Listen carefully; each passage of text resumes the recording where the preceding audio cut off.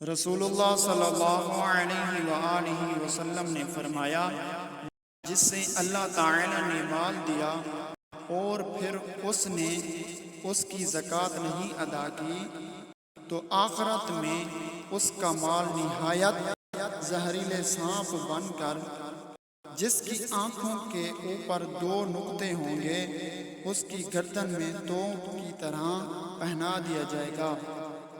پھر وہ سانپ اس کے دونوں جبڑوں کو پکڑ کر کہے گا کہ میں ہی تیرا مال ہوں، میں ہی تیرا خزانہ ہوں۔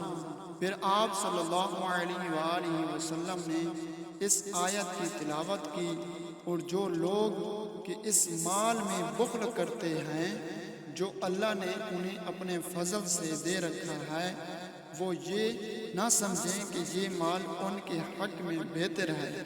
آخر تک۔ صحیح بخاری، حدیث نمبر 4565۔